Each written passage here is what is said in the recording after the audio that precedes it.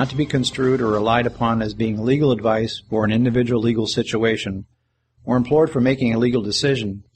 You will not use any of this information for making a legal decision or performing a legal procedure, and is not a substitute for legal advice and or guidance by a licensed attorney.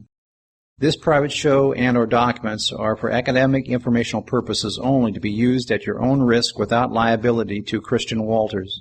By accessing or reviewing this show or using the documents therein, you understand with agreement that, with all rights reserved without prejudice, Christian Walters is not an attorney licensed to practice law in the state of Florida or any other state, and has not given legal advice or accepted fees for legal advice, provided no assistance, advising, or guidance of any kind for use by non-attorneys or pro se parties in the preparation or use of herein referenced, and has no interest in any use referenced therein, and is not a party to this or any action arising from, and is only acting in an authorized capacity as liaisons to communications between the parties. By reading and or using this information, you acknowledge and agree that you are not a client of Christian Walters. These documents and or show recordings are incomplete and void without this notice agreement being attached herein by reference, and a breach of this agreement. Upon breach of this agreement, the breaching party becomes liable for admiralty commercial damages of $100 million or more per stultification or impairment per Christian Walters' discretion. Thank you for your understanding. I'd like to welcome everyone to this Saturday, January 29th edition of Money, Banking, and Trust by Moving Titles and Commerce. I'm your host, Christian Walters. Welcome to NTT as New Trust Technology. Equity. What is equity? The law is nothing without equity, and equity is everything, even without law. And those who perceive what is just and what is unjust only through the eyes of the law never see it as well as those who behold it with the eyes of equity. Law may be looked upon in some manner as an assistance for those who have weak perception of right and wrong, in the same way that optical glasses are useful for those who are short-sighted or whose visual organs are deficient. Equity, in its true and genuine meaning, is the soul and spirit of the law. Positive law is construed, and rational law is made by it. John Bouvier, Institutes of American Law, 1882, Volume 2, Section 3724, Paragraph 4. We've been going over the Gibson book, 1907 version, titled A Treatise on Suits and Chancery. And in Section 57, that's on page 73 in the PDF, or page 47 in the book. Section 57, equity regards the beneficiary as the real owner. Equity regards the beneficiary as the real owner. In a court of law, in the case of an express trust, the beneficiary is not recognized. I'm going to repeat that again. In a court of law, in case of an express trust, the beneficiary is not recognized and has no rights the trustee is bound to respect. No rights that the trustee is bound to respect. On the face of the deed, the legal title is in the trustee, and the courts of law will look no further and will hear no proof on behalf of the beneficiary. Indeed, if the beneficiary is in possession, the trustee can eject him by suit in a court of law. In short, in the eye of the law, the beneficiary is not known. Read that again. In short, in the eye of the law, the beneficiary is not known. And that's making reference to 72 footnotes, which is second story equity jurisprudence sections 964, 968, and second Pomeroy's equitable jurisprudence section 979. Continuing on, but in equity where the intent of the grantor and not the form of the grant prevails, the beneficiary is regarded as the real owner, and the trustee is considered as a mere manager of the trust property for the benefit of the beneficiary, and liable to the beneficiary for any and every breach of the trust. If the trustee fails to do his duty, the Chancery Court will remove him on proper application. And all this is true not only of trusts created by wills, deeds, or other instruments in writing, but also true of trusts created by law. Also true of trusts created by law. Thus, every administrator, executor, and guardian, and to a less extent, every clerk court, receiver, sheriff, county trustee, or other public officer entrusted with the money of others by the law, and especially where he has given bond to secure those entitled, is liable to be called by the beneficiaries to account in chancery. And in all such cases, the court regards the beneficiary as the real owner of the property. The courts regards the beneficiary as the real owner of the property.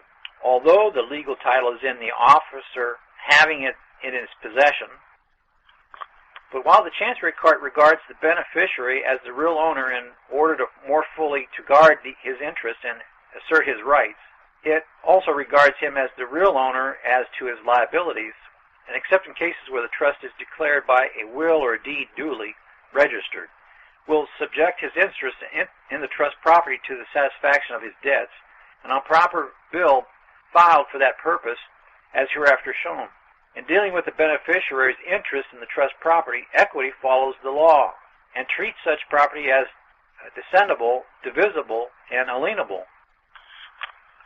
Also in cases of trust, including trust deeds, assignments for the benefit of creditors, and even constructive and resulting trusts, the Chancery Courts are ever ready to lend a helping hand to the beneficiary as against him who holds the legal title. That's the end of the section. Now from that can be plainly gleaned that there are two separate divisions here. The one division at law, one of the two separate streams or two separate jurisdictions or two separate venues that the beneficiary is recognized in. And the other one, which is the equitable one instead of the at law, is where the beneficiary is recognized. And I suppose it's conversely because everything is the opposites and equals. Therefore, it could be said that the at-law side trustee might not be seeable in the equity part, especially if that trustee was, say, an attorney who was representing solely just the at-law. But anyway, the issue is really that there are two separate venues, two separate jurisdictions, and the one from the one side can't be seen in the other side. So whichever side that you pick looks like the other party can't be seen in the opposite side. But the true owner of the whole shebang is really the equitable side, the beneficiary, who holds the beneficial interest. And he's considered to be the true owner of the whole thing, but yet he can't be seen at law and has no say at law, only the trustee. So here all along we've been going into the wrong courts for all these years, arguing the at-law side and wondering why we never could get our substantive rights adjudicated and actually win. But now through the eyes of NTT and the eyes of equity, we understand here why you can't win at law, because it even says in all the equity books there is no adequate remedy at law, and now we understand why. But yet like fools, everybody continues to go into the at-law side, hammering in a new way, thinking that if they keep on doing what they've been doing, eventually it's going to work. And like fools, nothing changes. And we think if we tweak our paperwork just a little bit better, or if we put a little bit more emphasis in it, or we do a little bit this, or maybe if we hold one foot up higher than the other, or maybe if we call down fire from heaven or throw a little more water on it, maybe that will make it work. Well, maybe that God is dead, or maybe he's sleeping, and you people over there worshiping that side, maybe you better wake him up and scream a little louder over there or something. Maybe he's just sleeping and not paying attention to you. Or why don't we go over on the right side and start worshiping the right God and calling out to him, and what he says he'll do. You got to look at these two sides as being totally the opposite. Don't confuse your reactions or their actions, what they did on the at-law side, how they acted towards you, what they did to you, what they called you, what they did to you over there on the at-law side. Do not confuse that with the opposite side, equity side, because I think that you're going to find out that it's exactly opposite that. Shouldn't be fearful to go in some place of a court that was designed for you to bring your substantive rights into and get fairness and justice and equality, which is under equity, the equity side of the court. Naturally, you should be fearful of going on the at-law side where there is no substantive rights, there is no fairness, there is no justice. Everything operates in an opposite, topsy-turvy, upside-down world. You should be fearful of that. But the other side, you shouldn't. And all this time we've been doing the wrong side of the court. We've been going into the at-law side, going in there and arguing our rights and our redress of our grievances, and here We've been all these years going into the wrong side of the court. Wrong side of the court. But now we know differently. Since they've combined the process of both sides into one process, which is probably the 90 or 86 rules, or your local state's civil procedure rules, to get into either side of the venue by the proper form, and they probably use the same forms, but it's the substance you put in the form, whether or not you're claiming equity or not. Because the procedures have been merged, the forms are probably maybe the same, but it's the substance you put on the form that actually invokes the court of equity. And if you don't put in the right switches, by default, it's considered a general deposit, which is the at-law side. And you waive your substantive rights. And you become the fiction by going in there and arguing. You become the fiction.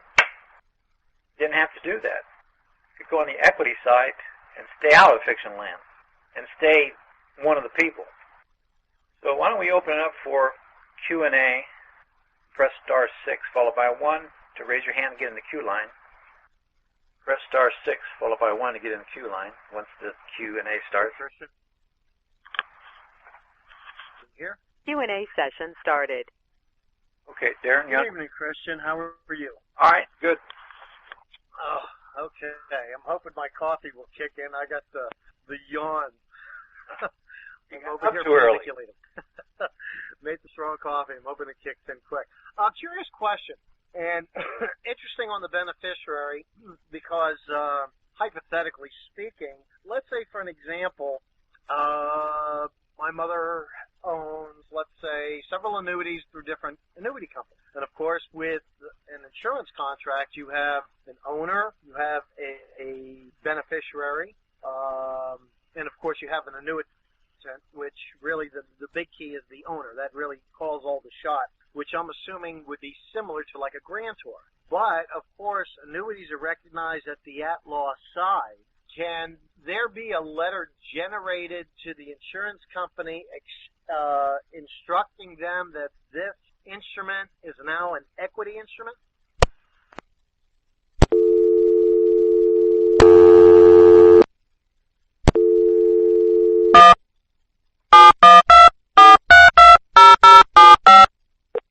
This service is provided by free conference.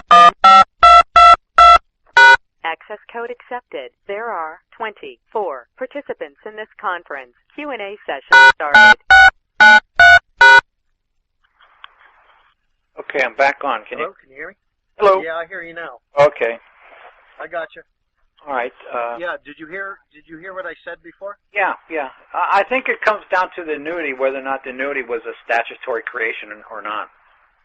Yeah, from the beginning. Yeah. So then that makes it at law under statutes and codes, and then that makes a determination whether or not what side it's on.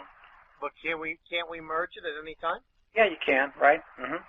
And simply, actually, if you do a letter to the company and basically entitle it as special instructions and orders, that could be considered an indenture, couldn't it? Yeah. Because technically, even though on the at-law side, an annuity carrier is operating in the form as a custodian, which is really very similar to a trustee. Just like where people have monies in IRAs, they got to have a custodian, which is similar to like a trustee in a sense. They're the holder of the property, is what they're doing. Mm-hmm. And I'm just thinking, if I wanted to do something, just in regard to make a long story short, my mother's having some forgetfulness in her latter years, and I'm trying to step in and take care of some things, but I want the company to basically just inform me of any changes or annual statements. They normally send out annual statements, and I want to do it as such where it's going to show that I have some bite as the listed beneficiary to say that this is an equitable asset rather than a statutory asset. Uh-huh. Yeah, you're correct in the nature Does that make sense? and character of the deposit. Right, but I wouldn't have to go. Do you think I'd have to go through the whole process of doing UCCs to do that? Yeah, if you want there's no court action. you'd have to have some kind of way of proving the trust. Yeah, the evidence to do that. If I ever had to. Oh, okay. So it would be a creation of the UCCs. This way you show a colorable title, and of course then you send it to them privately and acknowledging them as the trustee, and contained within that, here are your indenture and your instructions and special orders to be performed timely. Right. Mm-hmm. Okay. That was just an interesting question, and just because I have some background with insurance companies, and I just wanted to see how something like that, how you could more or less convert a statutory instrument into an equitable asset as such. Right. By extinguishing it. Yeah. But they're going to bring it. They're going to bring it to their legal department. They're going to go, oh, what the heck is this?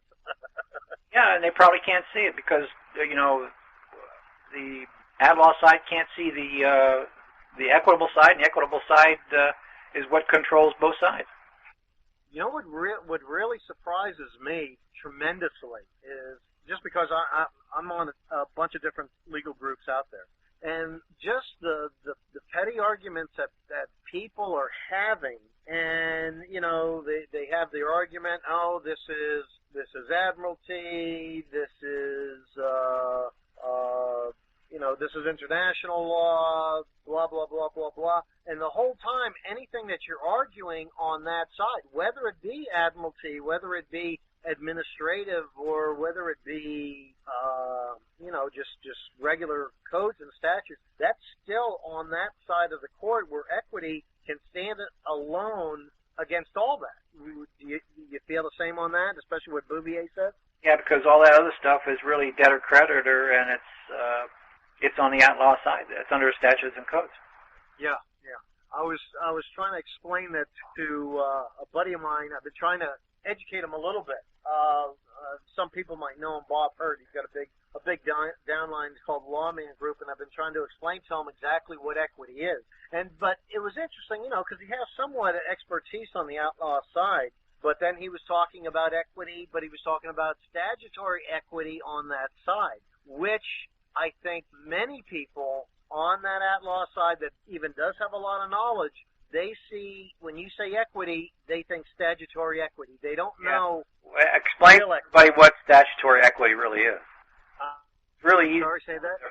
The difference between the equitable equity and the equity on the statutory side. Very simple. Well, really, yeah. Well, really, that's still the equity. Statutory equity is still a benefit or a privilege. It's not really a right. Yeah, but everybody thinks that the equities on the outlaw side is the difference between what the value of the property is minus what you owe on it, and that's your equity, whatever is left.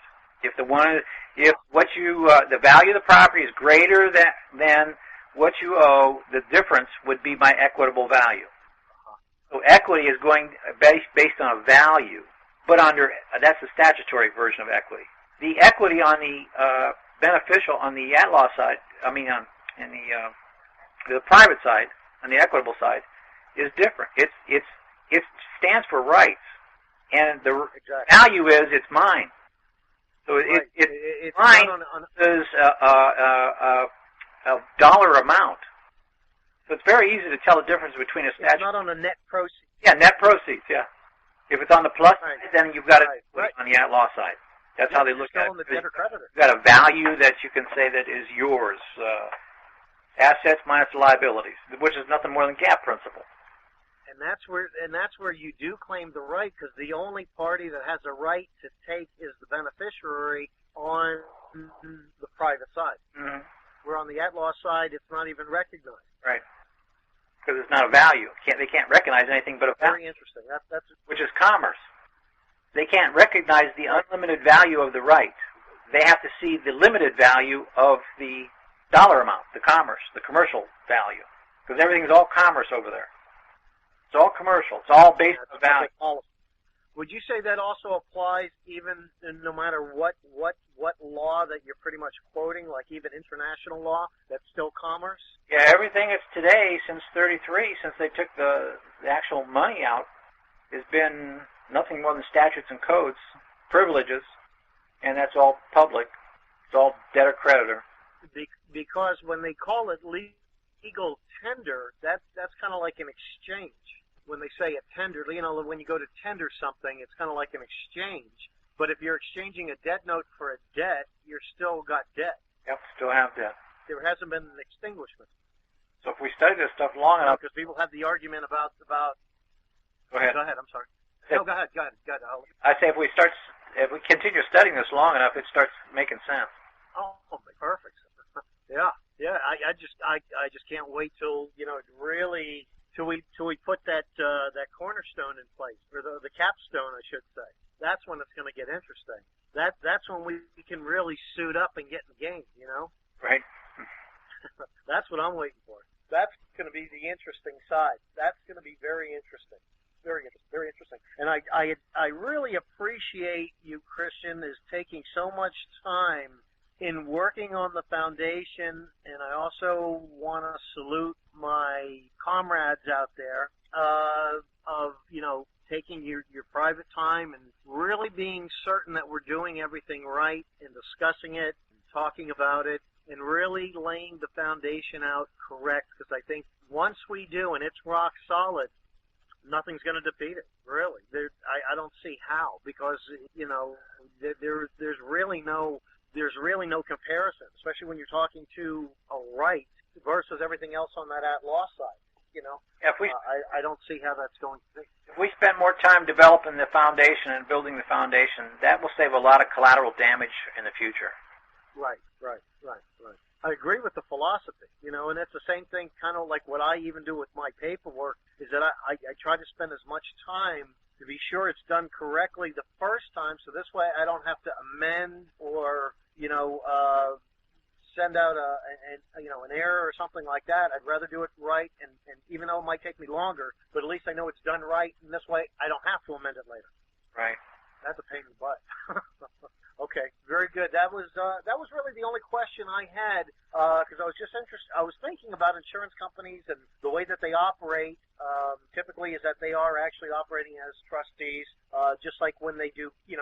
With them, you can have non-qualified and qualified monies, like with investment plans, where they don't call themselves as the trustee, even though that's how they're operating, or as a custodian per se. But really, we bring it on the equitable side, then they are the bona fide trustee.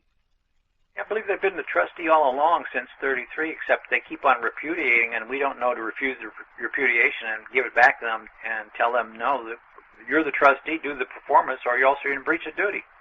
Exactly. Okay, that sounds good. That's my only question. I'll step off. Really, we don't. Actually, we act as the trustee, even though we're not. We're supposed to be the beneficiaries, but by our actions, we have waived the beneficiary position and accepted the trustee position by not giving it back to what they. And that's normally done. Yeah, they've repudiated, but we haven't refused their repudiation. Send all the legal titles back that they've given to us, because we have possession of all those legal titles. And if we're in possession of the legal titles, then we're acting as the trustee, and therefore we are the trustees.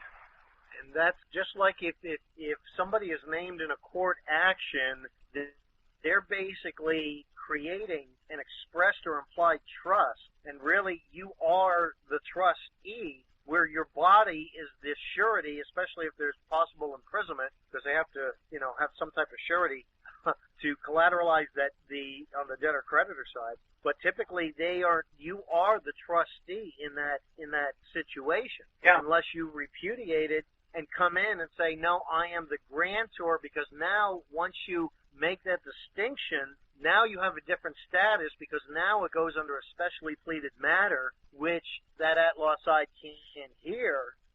But do you think even if going into an action by just claiming that you are the grantor, do you think that can actually halt the proceeding until the proper paperwork is submitted? Well, there's one other thing you have to do. You have to get rid of the legal titles that they're trying to give you or present you with. You got to give them back, because if you're holding the legal titles, you're acting as the trustee. Okay, right. Even if you're claiming something else. Correct, yeah. It's like disclaiming. The trustee disclaims, but yet he's holding trust res, and if you hold trust res, you're acting like the trustee, even when you say you're not the trustee. It's by your actions, not by your words. Yep, that was under Section 161 in CJS on the equity, or not the equity book, the trust book. And that is as simple as doing just a merger of the titles. In the event, let's just say hypothetically, someone gets here, you get served papers, you got to go to court in 2 weeks. So really what you're going to do, you're going to merge those titles immediately to show that, hey, no, I got a trust here. And my position in this trust is that I am grantor, not trustee. Now this court, yeah, they're serving the trustee that they think is the trustee because they're repudiating, serving him with the case documents, which are actually legal title documents, debt instruments, and they're expecting the trustee to pay it. No, you need to repudiate it, or refuse their repudiation, and send their documents back to them as a special deposit. Right. Copies of them, you keep the original. Yes. And tell them they're the trustees. Go ahead, take care of it. Or else they're going to be... You know what's unique, too? And what's unique, too, is even in an action is where, of course, let's just use, just kind of think, even if we're in an action, is that we can actually stand up and say, my name's John Doe, because they call your name, I am John Doe, grantor. Do I have standing to address this court? Now, is this court in want of a trustee, since there hasn't been one that has been appointed yet? And if there's one not appointed, then it's collapsed. Wouldn't that be it? Is that so? It would fail if there was not a trustee appointed. They would have to appoint a trustee, or else that implied trust would collapse. Trust will not fail for lack of want of a trustee. A resulting trust could form, and you become temporary trustee until a new trustee can be appointed, and then that you can transfer the trust res to him then. Right, but what I'm saying is let's say you get served papers. Okay, let's do a hypothetical, and maybe this way we could have a better, so we're kind of like a walkthrough. Let's say I get served papers. Okay, I'm going to take those papers. I'm going to merge the titles. I'm going to send them back, their legal titles, merge them, create an equitable asset, which is that case. Then when we get into court, really how I'm going to announce myself is that I'm grantor, and the court has to appoint a trustee in this matter, or else it is collapsing its implied trust, which they tried to imply, which you repudiated once you created those new titles, had your indenture and special orders sent back to them, including those legal titles, saying now they've been merged, now they're equitable. So then at that time, once you walk into that court, you have a different standing as far as even your position there, because it's the assumed trustee position. Right, yeah. But you say, no, that's not true. Right. So then this way, once you did that, now you're coming, I'm the grantor in this matter. Do I have standing to address this court? And if so, who is the appointed trustee in this matter? Then really you should make them respond to ask, and if there is not, this court has to appoint a trustee in this matter, or else it collapses. But isn't it what the saying is, that it collapses in equity? Yeah. Trust exclusive jurisdiction is in equity, so.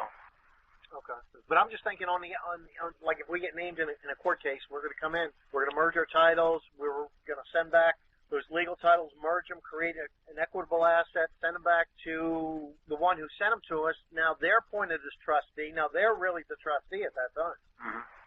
Once we did that step, so that this way when it gets addressed, then we can go through our non-consent disclaimer. Yeah, but now if you're claiming trust, you have to prove trust, and once you prove trust, then if they breach, then you can bring the breach in then. Right.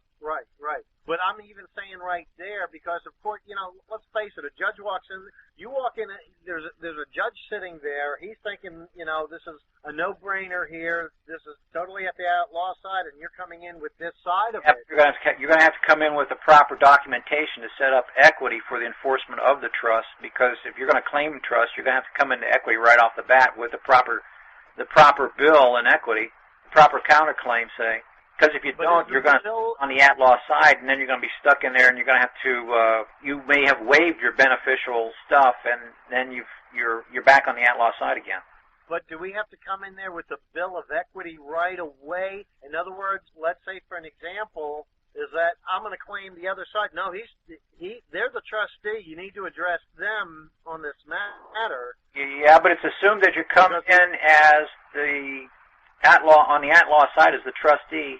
But if you're gonna start claiming trust, which they don't, now you're going to have to come in under equity to be able to speak from, because just what I read here tonight, the beneficiary can't be heard. Okay, but here's the point. Here's the point I'm trying to make, and here's the hypothetical, the way that I'm looking at it. Okay, let's say you are Mr. Banker. Okay, I'm back on my mortgage. You're foreclosing on me. You've served me. Okay, you've served me a subpoena. Now I have the complaint in front of me. Now what I've done, I've created my UCCs. I've created an indenture and special orders. Yeah, and I have set up returned the trust. You've formed the trust. You've executed the trust. In fact.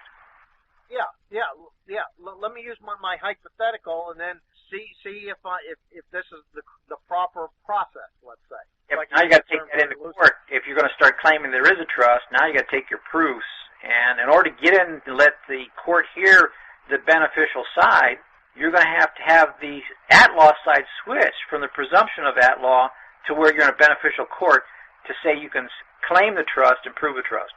Okay. I haven't got there yet, so give me a minute. Okay. So no. Okay, we're not even in court yet. Okay. So what I've done, I've created my UCCs. I got my indenture, my instructions, special orders. I sent them back to John Doe, President, special orders, and basically when I'm going in there, I'm entering a motion. I'm entering a motion for breach of trust, and I'm also going in with I'm going in there with my protective order in hand. I don't think I should disclaim that right off the bat. I think the first thing we should do is come in and claim trust and prove trust. Okay, right. So in other words, we're just using a hypothetical is that I'm claiming is that there, Your Honor, there's been a breach of trust here. No, I can't. There's a breach of trust yet. I got to prove that there is a trust. Oh well, yeah, but he's going to hear because there's already been a motion set in, and I'm saying I'm making an NOI. He's in breach. Okay, I haven't provided my SOIs yet. Okay, no, that's what everybody's getting wrong first. They got 2 steps ahead of the dominoes, and they get the first domino first. The first domino, get the establishment of the trust verified. Prove the trust. Right, but I can't do that until I get into chambers. No, I have to get into chambers first. I think you can. You set up in the motion in the bill of inequity the evidence necessary in there because this is all an equitable bill, and that's what we were thought. We have solely just equity in chambers on the at-law side. No, here we found out there's a whole separate venue with the documents lying in equity. And what you put in the documents can only be seen in equity and will only be seen in equity. So it's not just converting the whole court. Side. The whole case is now in equity. Right, the whole courtroom's now in equity. Yes. Right, okay, I understand that, but now, but here's, my point is, I understand what you're saying, but like I said, I don't think if I claim anything... to watch what you put in there because everything you put in there is in equity. Before, we were just saying, so in other words... careful so we don't breach it in at-law because we thought that the court was at-law to begin with, and the only place in the at-law side was this in-chambers place, and that's where our equity was. Now, I don't see it that way anymore. I see now 2 separate streams in the courts, 2 separate venues. And once you set the venue, that's where you're going to be. Now, if I set the venue, basically everything I put in that pleading and everything I put into those courts as pleadings or motions now are all equitable motions, and they're on that one side in equity. I don't have to worry about... Okay. You made it much more simple. And I think this was a lot of the recent stuff that we've uncovered. Correct. But I don't think we really got on top of it like we're doing right now, which is good. Right. Good. And I hope we're all understanding that. I think it's great. Fantastic. Okay, that's good. I mean, hey, sometimes you gotta crawl before you gotta walk. And so I see. Okay, that's where we gotta bring our bill of equity, and because we gotta invoke we gotta invoke equity jurisdiction there. Period. Not end of story. We got to make the claim that this is equity, That's first. Right. And then we claim set the for venue, trust. we set the jurisdiction. Then the claim for the trust, which actually they work hand in hand because trust is solely executed or exclusive jurisdictions in equity. So claiming for equity first, along with the claiming of the trust, both simultaneously. Then after that's proved that there is a trust, then come in with a breach of trust, claim for a breach of trust. Right, because it goes to both sides because it's per our authority because we choose whether to go on the at-law side or we go to the equitable side. If we go to at-law, then we waive our substantive right. Correct. Yep. Age of majority. That's where we become actors or of the fictions over there or the trustees of those fictions. Yep, we become the fictions then. And we didn't have to do that by the right choice. Right. Okay. That made them. Now I understand. Okay, it's not the equitable side because we were treating that as the equity court was the chambers. Yeah. Now I think our it is. Our pleadings become a little more critical and a little more easier to put together because we can spell it all out in the pleadings. Right off the bat. Yep. Now, yeah, because the thing is and that would go to. Would that be basically we'd be declaring equity jurisdiction? Correct. Okay, so it's equity. So that's where we invoke equity jurisdiction right off the bat. Now, if we're coming in as a defendant, it would be a motion because they'd have to hear a motion before they can hear the original complaint. That's where the switch is done. Is in our initial motion against it. Yeah, the answer. Now, the thing is though, because parties have to be given, you have to give opportunity. Is that has to be set in there. Even before the hearing, that we got to have that we have to set the jurisdiction and the venue prior even to going in there. Yeah, because both parties have to be no surprises. Answer to the claim. Right. But we're not answering their complaint, really. We're setting the jurisdiction. Yeah, the answer to the complaint. Yeah. Okay. All right. Okay. And if you missed it, that makes you're going to have sense. to I understand. correct that.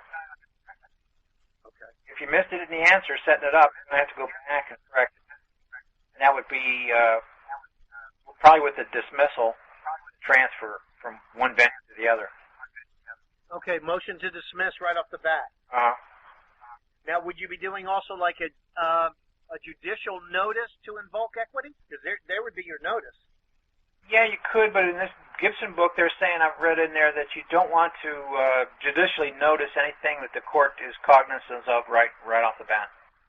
Okay, because remember, in a complaint, normally in a complaint, the other side, especially if you're coming in as a defendant, they are going to put the jurisdiction and venue in that complaint right off the bat. That's what you got to challenge. Yeah, well, that would probably be from the motion to dismiss, because that could act as the transfer, or it's also dismissed based on the fact that the complaint has no equity in it. Or let's look at it differently. Can it also be a motion to dismiss to get it there, and also to, it could be either a lack of persona jurisdiction, but that's at law, or a challenge of jurisdiction. Because I'm talking about a right, they're talking about a legal title, I'm talking about a beneficial right on this side, which is a superior claim. So, I mean, so the equity would also be allow a justice, but not by halves. And the half is they haven't included your equitable interest in there, and you can't adjudicate the case properly because it's all at law. The counterbalance is not there, which is the equity side. Okay, right. So that gives you the grounds for your dismissal. Yes, and transfer it over to the equity side, where equity can handle both sides of it simultaneously. Both at-law claims and equity claims can be handled in equity. But on the at-law side, it can't handle claims, only the at-law claims. Okay, so it's not even a challenge of jurisdiction or anything. Well, it is, because there are two jurisdictions, two venues. Right. So that's something else that we should maybe discuss too, is any kind of jurisdictional challenge, because normally if there's a challenge of jurisdiction, you want to do that right off the beginning, right off the bat. Even though it can be challenged at any time, but your best recourse is on a matter that lacks either subject matter or in percent right off the get-go. That's something we could discuss later on. Okay, all right, that made it so much clearer. Now I understand exactly what you're saying. That's where we got to do all our paperwork right off the bat. Okay, that's good. Okay, so it's no more of the chamber stuff. Okay. the immunity comes in, or from the process and the judgment at law from all the penalties and forfeitures is under, Section 1005, where the suits by creditors without remedy at law. Oh, and that's the relief from penalties? Uh-huh. That's your immunity. That's your armor right there. 1005. Relief from penalties and original what else can be executed. Penalty? It was relief from penalties and forfeitures. That was it. Okay, right. Okay, right. And that was Section 1005. Yeah, the whole section is suits where judgments at law cannot be obtained. 1005 starts out, it says suits in cases where no original process can be executed because they really can't serve the party because he's in a different venue or different jurisdiction. So no personal service can be made at law. That was number 1 under that section. And then number 2, no original attachment at law will lie. It says this, of course, must arise from the fact that the defendant has no property, liability, or levy at law. And you better not have any property, because if you're holding the legal titles, then you got property. You have legal titles, so you don't have property. The property's in the trustee. Now there can be no attachment at law. And he may have equitable interest in property, but these cannot be levied only at law. Be levied at law. Let me 1000 ask section of the book, number 2. Okay, that's good. Section 1005. And 3, no judgment can be obtained at law. As a result of this, of course, from the other 2 factors set out, for if no process can be served either on the defendant's person or on his property, a court of law would have no jurisdiction to render a judgment against him. Now there's no adequate remedy at law claimed or any adequate remedy at law possibly to be gotten. Now your equitable rights can be seen. Right. Now you can bring in your equitable rights. And that's even beyond and above where what we claim is that there is no adequate remedy in law for breach of trust. So that actually also implies to that, but even to a greater extent. So this is a big, major bingo here, because this is your armor and this is your immunity from the at-law side. Total immunity. But it depends upon whether you hold any legal titles. If you hold legal titles, you are liable, and then they have an attachment process they can get against you because you're holding legal titles. Here's an interesting question, Christian. Just a hypothetical I thought off the top of my head. What if somebody wanted to, let's say, wanted to get a passport, and sometimes they have restrictions for a passport. Not let's say nothing criminal or anything like that. Can you do an indenture to the U.S. State Department and saying that you have the right to travel uninhibited, which you do? That's a right. Well, you have to be an ambassador to have an exequatur issued by the country you're visiting so that it gives you official recognition that they'll let you give you safe passage. Oh, okay. I see. So in other words, there's 2 recognitions. There's an official recognition where they roll out the red carpet and officially recognize the ambassador as being whatever his duty is in the country. And then there's the unofficial recognition, which could be, say, the special passport or some kind of official document to give you safe passage, which I can't think it could be anything other than, say, a passport.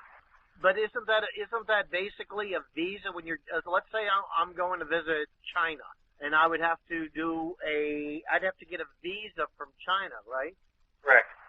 But once they issued it, then that's acceptance, right? Yeah, that would be, because they give you recognition. Oh, okay. They give you formal or informal recognition. Right, and then there's your right. And then you have a right to travel now that you have been recognized. And now you have to do so. Passage. Right, and actually, as you know, even from your own, like from a Christian standpoint, because we're all called ambassadors of Christ, is that you could say, well, I am an ambassador. I'm here to do missionary work or whatever, just in that event, and I have been recognized. I have a right to do that. Correct. Yeah. Okay. All right. Hey, that's good. Okay. Good touching base on that. Then it all jives. It's all jiving. It's all going down the funnel. Okay. I'll let somebody else talk. Thanks, Christian. Okay. Anybody else have a question? Press *6 followed by 1. *6 followed by 1. Raise your hand. Get in the queue line. Doyle, you're unmuted. Hello, Christian. Hi, Don. Did we we back up a minute and go back to the section 1005 where you were talking about the owner being the owner of titles? Now, would that include property titles such as property and driver's license, all that sort of stuff? Yeah. So as long as you have those titles, you can be charged at law, as it were. Yes, I'd be giving those titles all back to the trustee. Let the trustee hold all those. Okay. They look at it, whoever's holding the documents is the trustee. That would include, now, for example, if you wanted to return the driver's license back to the trustee, what would be the proper process of doing that? Well, I would write a letter say that I've been improperly holding these by mistake, and I've realized what my mistake was, and I'm giving them back to the proper party, which is the trustee. Send them back to the trustee. And be done with it? Yeah, that way I've corrected their repudiation, put them on notice that they have a duty as trustee to take care of those documents and perform what was in the indenture. They've got the duty. So you're driving down the road and the blue light's flashing, and you tell the policeman that you've returned the document to the trustee. Is he going to know what you're talking about? Well, it's the trustee's car. It's not mine. So you need to send the title of the vehicle back as well.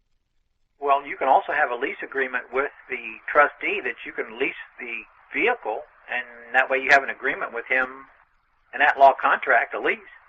Uh-huh. That way you've got the right Now, vehicle. Is he going to put the license on there and all that stuff, or pay the insurance? Depends what's in the indenture. Okay, next question. You were talking about getting into equity with your claim of trust. Now, we are going to court on Thursday to do that. We have sent a subpoena to the trustee to ask her questions at that hearing. Have any idea of what the nature of the questions we should be asking or directing to her might be? Or should we even question her?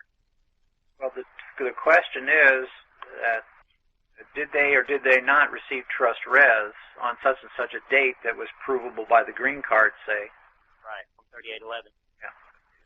So, or the question would be asking, did you disclaim the trust within the time frame before the vesting of the trust? Right. We know that putting an attorney on the witness stand, the live body, the warm body, not the attorney, is something that they fear greatly. And we know that we understand that if they are sworn in and they lie under oath, there's rather severe consequences. Right. Now, if we ask this attorney, the live body, if she impeded our attempt to find her equity in the court, and would that not put her kind of in a hard spot to answer that question? Yeah, it would definitely be putting her on the spot, yeah. Well, I would think if she says that she did not impede our attempt to find equity in the court, would she not be lying? Not necessarily. She may be lying, but can you prove that she is lying? Where's your discovery unless you have facts in your hand that you can present that discredits her competency as a testimony? So would the returning of the trust res not be that fact? As to what lie? Well, that she didn't attempt to impede equity. Can you prove that she sent it back? Yeah, it's in our hands. What are you holding it for? Well, that's the question. You must be the trustee. So those need to go back to trustee? Yeah, why are you hanging on to the hot potato? By now you should have gotten rid of it. How long you hang on? Yeah, well, they came in the mail the other day. I'd be sending them right back to them with a letter in there saying, "Hey, no, you can't repudiate this. I don't recognize the repudiation." Send the trust res back to them. Tell them the trust is already vested. You passed the time for disclaimer. Get rid of those documents. Okay. Well, that's what we needed to know. Well, create records, create evidence of what you're doing, so you can certify what was done. And don't you be doing it yourself. Get third-party witnesses that have clean hands. Create records. Learn how to create records. Without records, you've got nothing. Yeah. So we do a notarial presentment on the sending of those back, right? No, we're not doing any notarial presentments here. That's UCC. That's Article 3. That's debtor-creditor. We don't do debtor-creditor. Well, I'm saying you're saying a third-party witness. You got to have some sort of. We don't do presentment. We do deeds certified, say, by a notary of his, under his hand and seal what he did, that he sent documents back for you. Having clean hands, he certifies that what he did by his own deed, his own act, under his own seal. Wrong terminology. To do with certificate of service, folks. Those are not presentments under UCC. They're just third-party witnesses. Right. Certificate of service. Right. Yeah, if it's done by a notary properly, that's self-authenticating evidence, and it slides right in. It's the exception to hearsay rule for evidence. That's important. Right. So I want to create records of everything that I did. Yeah. And I want to have discovery in place so that I have the evidence to catch them in the lies. Now, we put in a negative averment, and that was sent back. All the points were denied. So is that not our discovery? Part of it, anyway. I don't know if that was your discovery or not. Well, I think one of the questions was asked if she didn't receive the document today, and she didn't repudiate her petition of trust. Yeah, but they may have rebutted what you said, but they came back with a rebuttal, which is an NOI against what you averred or negative averred. But is there an SOI attached? From them. Otherwise, a negative averment rebuttal will not stand unless it's supported by some other piece of evidence. It's got to have an SOI. It's got to have a reason. You just can't say, no, you didn't. Yep. That's not good enough. Unless there's an SOI attached, then their rebuttal should be overruled. So all they sent was just a letter stating that they did a blanket denial of all the averments. And what did you answer back? Nothing. You answered. Nothing, right? Not yet. You cannot let one document come back from the other party without answering that in rebuttal yourself. Otherwise, you drop the ball in the tennis game and you receive the fault. You got 10 days to respond to every motion that is sent to you and every answer that is sent to you. If you don't within the 10-day period, you get the fault. So they can win by just making a claim unsupported with an SOI because you don't know how to answer back. Yep. Well, we're learning this the hard way. Send it in anyway. Answer it anyway if you're late. Yeah. Can you not none for Chunket? No. Yeah, well, you could say, they got their rules. If the rules say you got 10 days, then you got 10 days. And then if they bring up the fact that 10 days was exceeded, then your motion gets trashed. Can you not do another negative averment, or after you do it once, you can't do it again? Well, anything that's the same thing can't be done again in court. You must do something new. But it might be worth a try. Yeah. You should be doing discovery for digging up the facts so that when you put somebody on the stand, you've got the evidence to, if they lie, to prove that they're in a lie. Because that's the only way you're going to have it. Yeah. Otherwise, they could be lying right on the stand, and you can't disprove it. You've got to have the proof. Well, okay, thank you. Anything else? Question We'll do that. If they're going to need it. I believe that you have someone on your side that counts the most, but it's like the judge seems to be on your side. Otherwise, he would probably have you closed down by now. Another question, but I just thought of another question. Now, he's put us into Chapter 7 bankruptcy, and I don't know if I asked you this already or not, but should we go ahead and start filling that case up with all of our discovery requests? Well, can you think about a reason why the tax department would come in and seize all your assets, or what would give them the ability to seize all your assets? You mean as far as coming in and closing doors? Well, they said that they can't lift the stay on the bankruptcy because it would be they would be coming in and seizing all your assets. Why would you think they would? Why could they seize all your assets totally? Well, because they think they've had a breach of their contract. Okay, but what gives them the position of the right to to seize all my assets. Because in their eyes, total debtor, Which means you're insolvent. And what does insolvent mean, or you're bankrupt? Right. What does that mean? Insolvent means you can't pay your bills. In other words, you don't have any assets, or you don't have any assets worth anything. But is that not from the at-law perspective? So let's say you owe $10,000 in taxes, but yet I got $300,000 in assets, and they're going to come in and they're going to seize all my assets? How can they do that? Well, is that not what happens whenever you lose ownership of your property tax? Only if you don't know what to say. I know you've been reading the bankruptcy rules? Because I believe there's what is called a valuation of assets form, to where you value the assets. Now, if you don't do that valuation hearing and get the assets valued, then what are the value of the assets? Whatever they want it to be. And what do they want the assets to be? The amount of their claim. No, zero, so they can take everything. But if I value my farm at the $300,000 rate and get the court to agree it's worth $300,000, then they don't have to seize all my assets, because maybe just something over here, my lot that I got over here, is worth the $10,000, and that alone would cover the tax, and no need to seize the rest of the property. You got to get how this game works.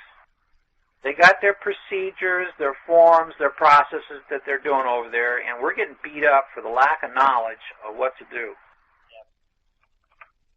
I think that judge is trying to help out because he's seeing some equitable things in there, but maybe his hands are kind of tied, but this next hearing is going to be the determination thing. Well, I'm trying to figure out, or there's something that they're going to do, or they can do, or she can do to block the putting in the evidence of trust so that it can't be entered as evidence. Did you read the evidence section in Gibson's book? Have you read jurisdictionary, the evidence section in jurisdictionary? Yeah. I'm just trying to figure out, trying to think of what she might come up with, or what she might do to prevent, to block. How these lawyers are pretty slick. Yeah, they're going to claim inadmissible evidence. Yeah, that's what I'm trying to think. If she does that, how do you rebut it? Jurisdictionary's evidence section. Gibson's evidence section. Okay.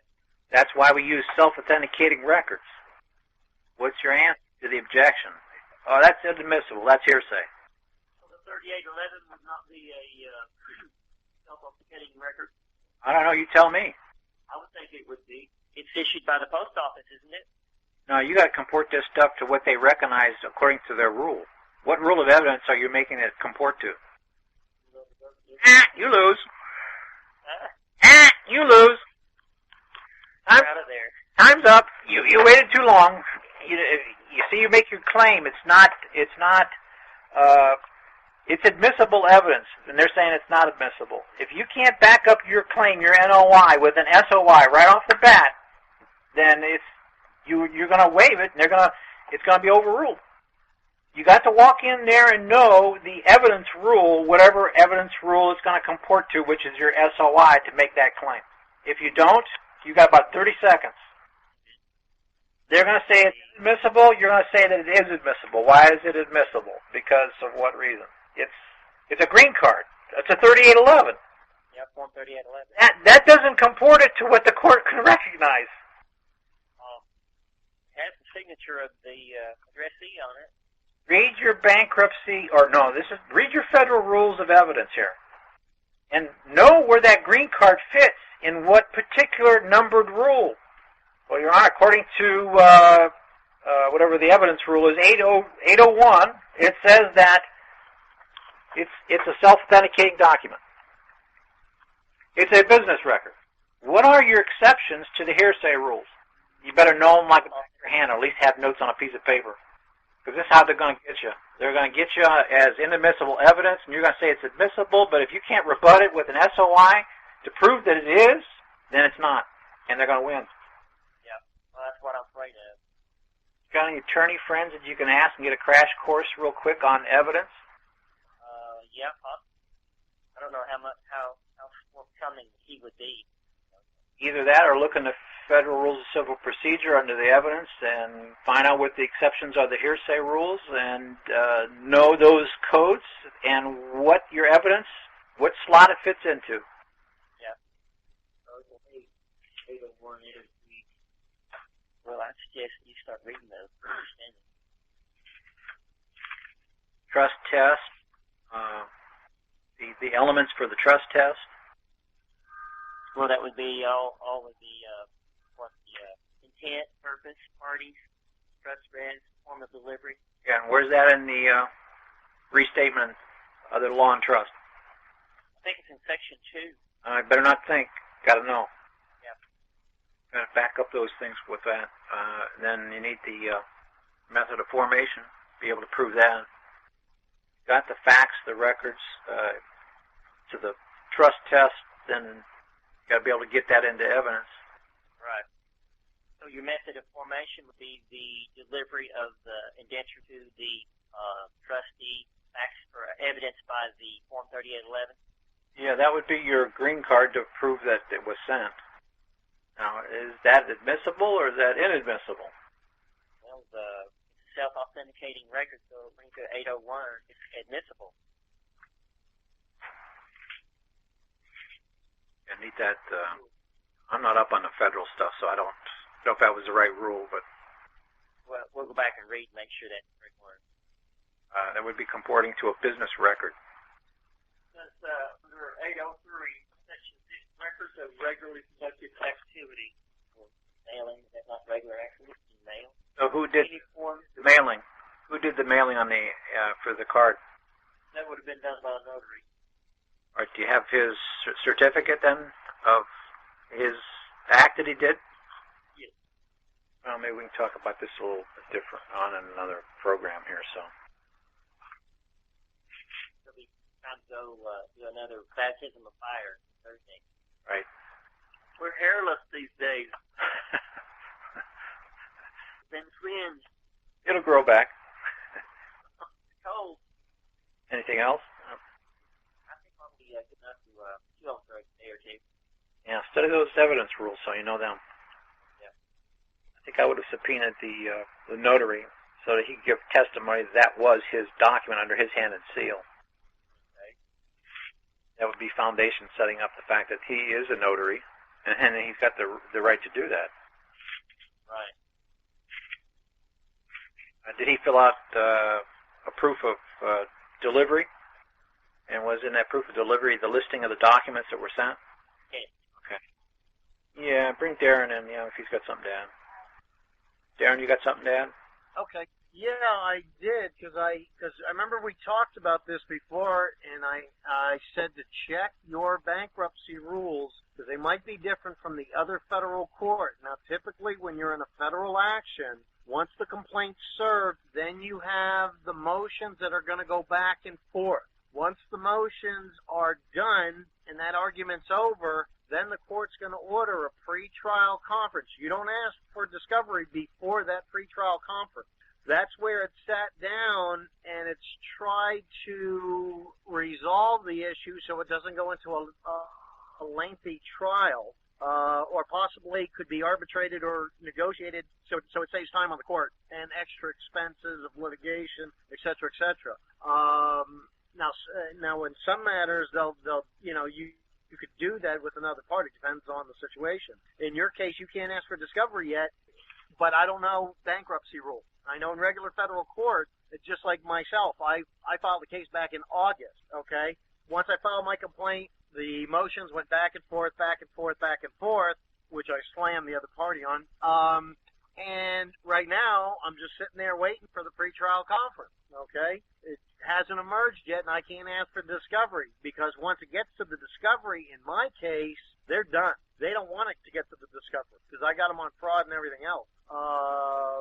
And I think they're just buying their time. So that's what you got to look at. You got to look at the bankruptcy rules when you're allowed to ask for discovery. If they have a pretrial conference, it might be different from, say, the regular federal court. Did you ever check the rules and see what it said? Not for bankruptcy. That ain't what I asked you. I said, did you check your rules? if there's a pretrial conference for bankruptcy? No, You didn't check, or there isn't one? didn't check. Okay, all right. Well, remember, just remember, procrastination's only good if you have suicidal tendencies.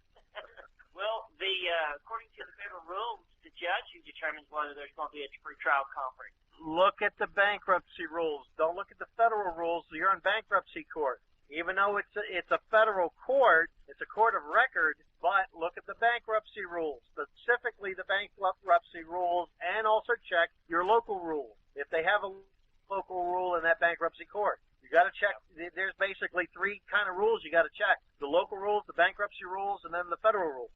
And they should all jive together.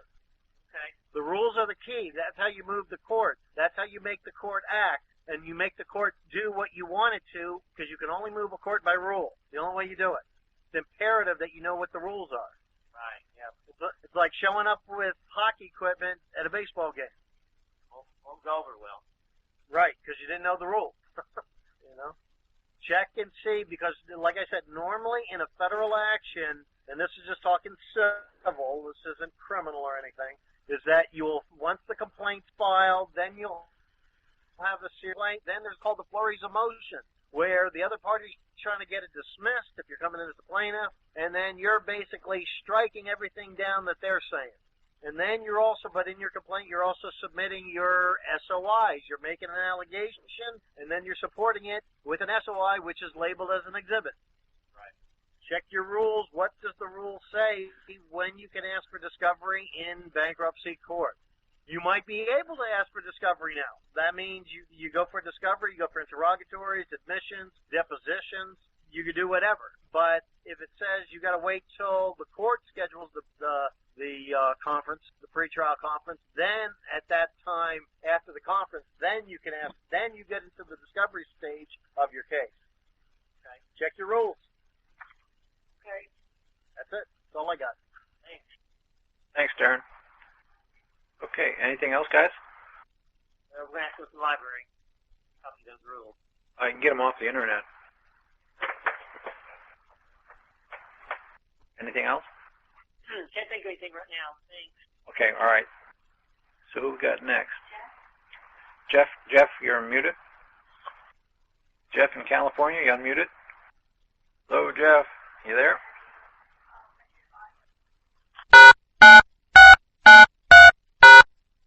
Jeff, you're unmuted. Area code 712, you're unmuted.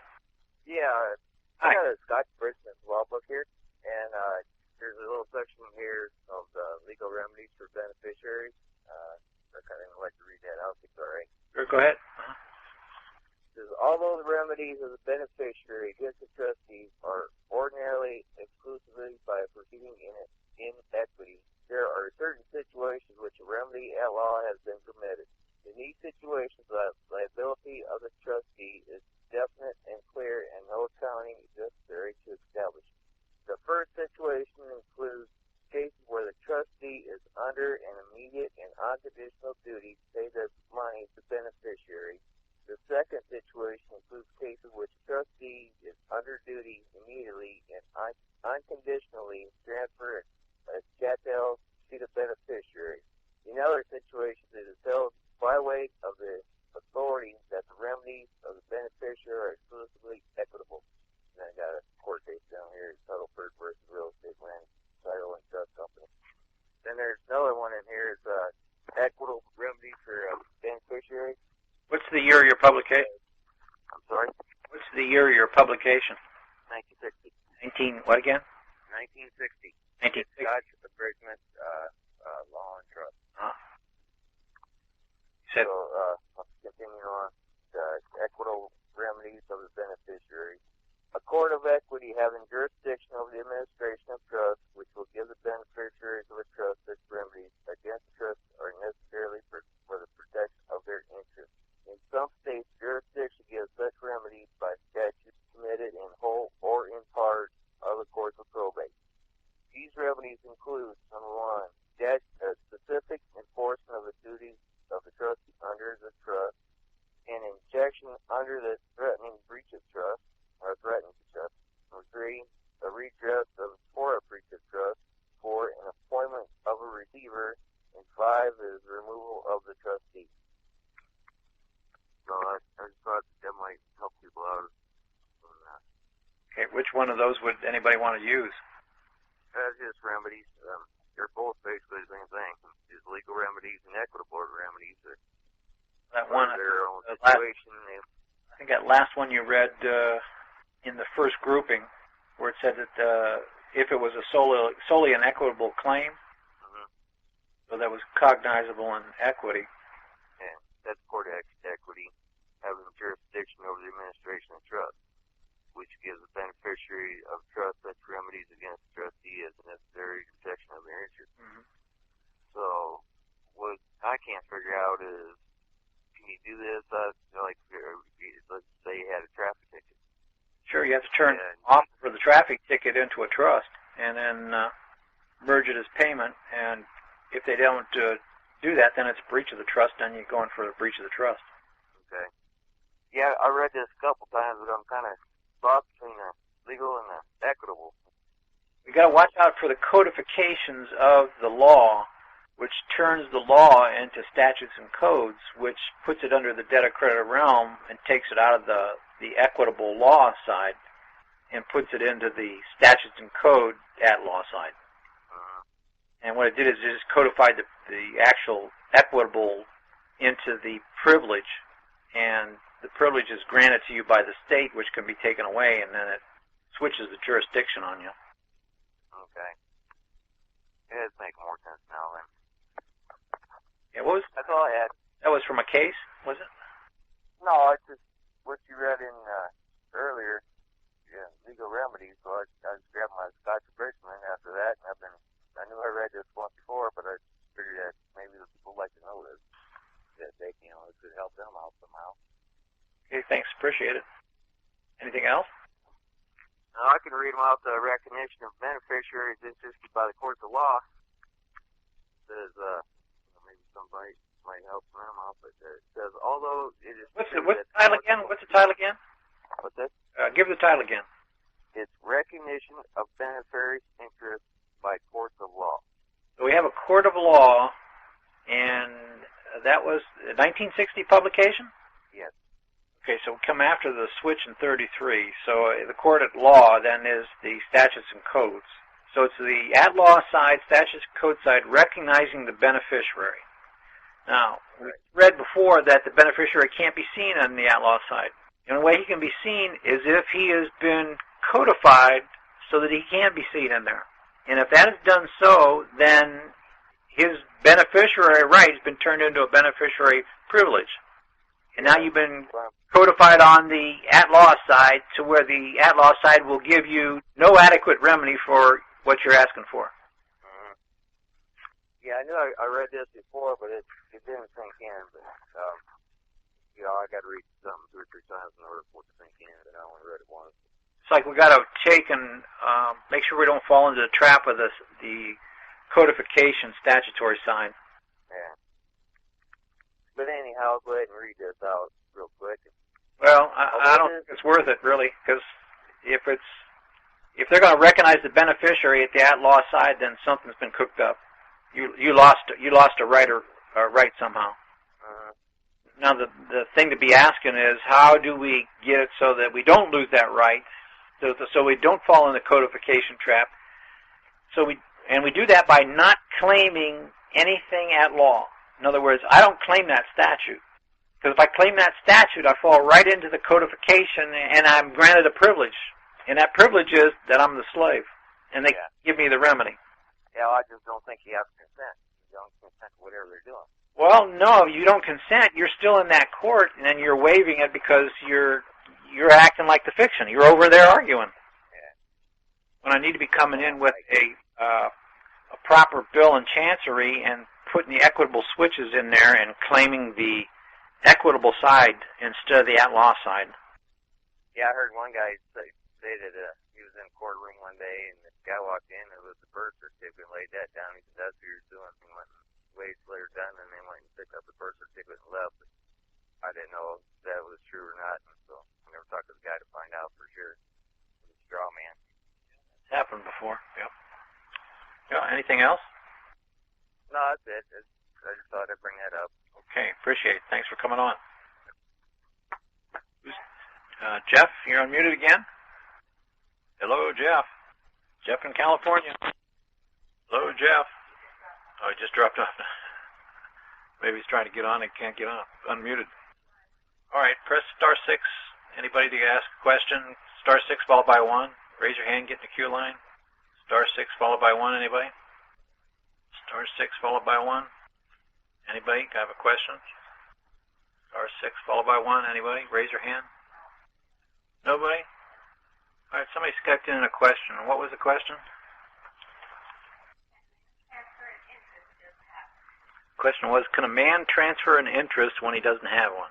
Well, that one's kind of obvious. It says that a person can only transfer what right he has at the time of the transfer. And if he doesn't have the rights, even though he says he transfers it, he can't be transferring anything. So the answer would be no, you can't transfer a right that you don't have. And he's got another one. When signing a mortgage, how can I transfer all right, title, and interest to the alleged beneficiary? And when I don't have any right, title, and interest?